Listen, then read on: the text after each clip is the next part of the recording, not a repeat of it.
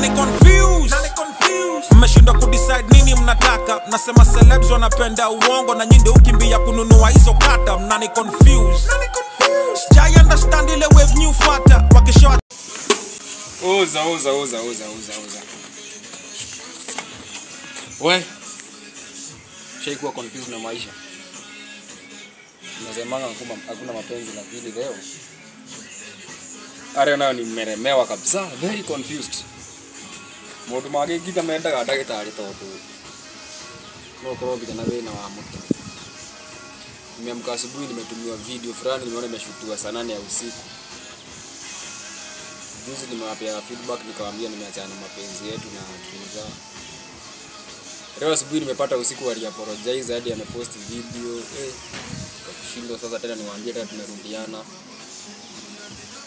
Hebu mnisaidie ku make decision. Na kwanza kabisa hebu tu watch hii video yake, msikize venye anasema. Jua dimi nimekuwa confused kabisa. Jua dem nampenda but hebu check hii video sasa. Saseni, I'm Triza, and I'm here to clarify something. Nilikuwa na mdeti Soxy. Sasa rafiki yake akaniambia eti ananicheza. Mimi nikakasirika, nikamintroduce mtu mwingine ambaye alikuwa na simp sana kwa inbox yangu. So Soxy akawa amejam sana eti ni kama nilikuwa na option and that's why niliact. So mimi siko idhaa ya Saimo na mwenye hata niliintroduce yuko idhaa yangu tena. So naomba mnisamehe sana na please Soxy, mimi naomba tu rudi kwa life yangu.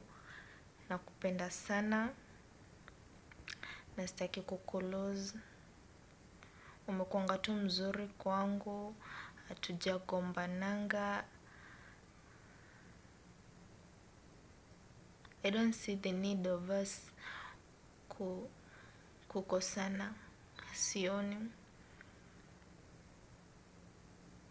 Naomba unisamehe na sitarudia tena.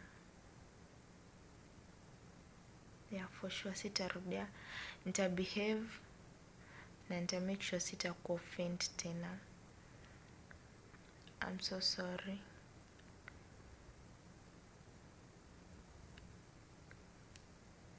And the rest, tafadhali mniache tu hivyo nijitafutie amani yangu.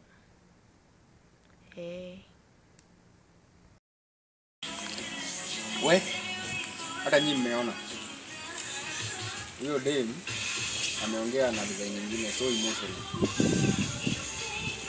Basti kumekidezi na kwenda kwa maisha yake tena bado inagonga. Sijui sasa hebu mnisaidie kufikiria.